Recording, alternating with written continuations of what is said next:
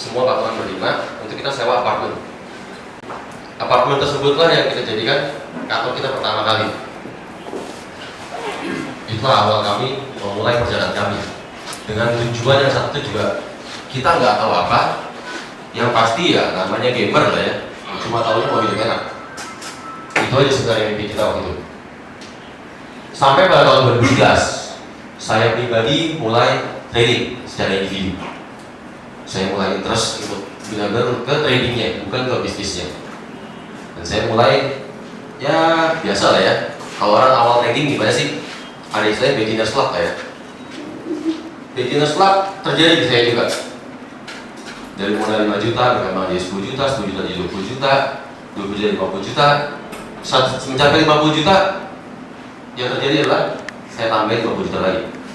Dari semua tabungan saya keluarkan. Karena saya sudah sangat-sangat yakin saya bisa di industri ini.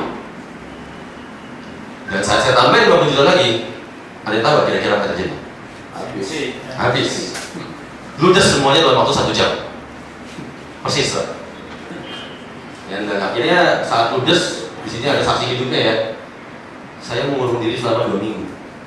Full mengurung diri karena ya stres, ya itu semua tabungan saya. Yang saya lakukan adalah saya mengevaluasi semua tradingan saya satu persatu, trade per trade. Dan saya menyadari bahwa kesalahan saya simple, kesalahan saya stupid. Ibaratnya dari 10 kali saya trading, hanya 1 kali saya loss. Tapi 1 kali loss itu langsung ludes.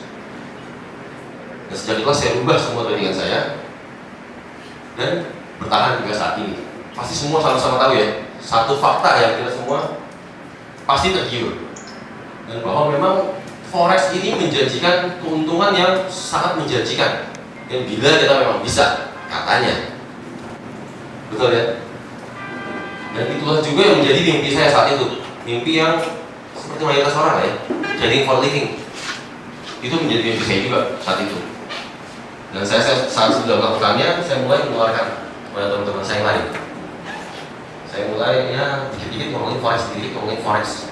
Akhirnya semua udah pasti ketularan, udah pasti. Tapi saya berdiri sebagai trader, barulah saya merasakan adanya problem-problem. Adanya problem dari sisi broker pastinya. Bahkan broker yang satu kita kerjasama. Melihat hal itu saya menyadari adanya satu fakta lucu sebenarnya, yaitu gimana pun trader dinakalin sama broker, tetap aja ujung-ujungnya trader nyariin broker lagi. Gak pernah enggak, iya kan? Tetap aja ujung-ujungnya klien yang hunting broker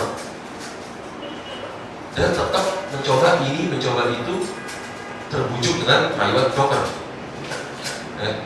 Dari situ yang saya simpulkan cuma satu, kepercayaan adalah yang terpenting dalam industri ini. Itulah sebabnya di tahun 2014 akhirnya kami memberanikan diri untuk melegalkan keberadaan kami dengan mendirikan PT Traders Family International. Dan kami sadar kalau kami sebagai PT, pastinya kepercayaan itu akan lebih tumbuh dari sisi klien kami. Dan semua terjadi sesuai dengan apa yang sudah kami niatkan. Jadi kami berkembang dengan sangat pesat saat itu dan menjadikan kami IB terbesar. Di tahun 2014 kami membukukan lebih dari 250M total dana seluruh klien. Belum termasuk yang tadi copy trade itu ya.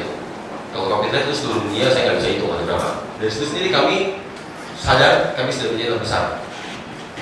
Tapi kami tahu menjadi terbesar ini tidak cukup. Kami ingin jadi yang terbaik. Untuk itulah sejak tahun 2016 kami mulai gencar menunjukkan segala macam program-program. Mulai dari program client protection, sebuah program yang memberikan perlindungan dana menyeluruh terhadap seluruh klien Traders Family. Penggantian dana 100% bila terjadi kasus dari broker. Kami juga meluncurkan program edukasi yang bukan semata-mata hanya mengajarkan orang, tapi tujuan kami lebih untuk menggandeng siapapun trader di seluruh Indonesia ataupun menciptakan bibit baru hingga nantinya kami siap danai 5 miliar rupiah sebagai tahap awal untuk membangun karir sebagai trader.